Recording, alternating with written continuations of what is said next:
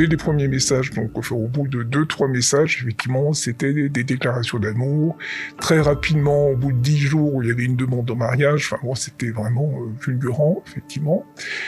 Et donc, très rapidement également, il y a eu donc l'idée de venir en France, donc pour me rencontrer, puisque comme il était donc soi-disant dans l'import-export, effectivement, il se déplaçait beaucoup Et là, ça se passait que par message interposé, en l'occurrence par email, etc. Donc il n'y a pas eu d'appel.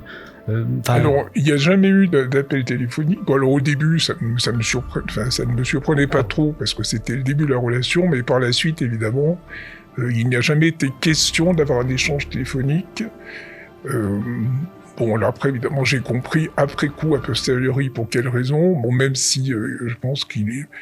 Non, il faut garder la découverte de la voix pour la première rencontre. Il faut qu'il y ait du... Et pour vous, tout semblait naturel, donc il n'y avait pas... Même s'il y avait quelques incohérences, comme on l'a dit tout à l'heure, par rapport au message, le vouvoiement, le tutoiement, etc. Il y avait 2 voix en moi, quelque chose en moi qui disait qu'il fallait tout arrêter. Il y avait toutes les alarmes qui s'allumaient rouges. Et puis d'un autre côté, j'avais l'impression de ne plus avoir mon libre arbitre et d'avoir besoin de continuer. Et en me disant, si jamais c'est vrai, c'est quand même une chance, finalement exceptionnelle.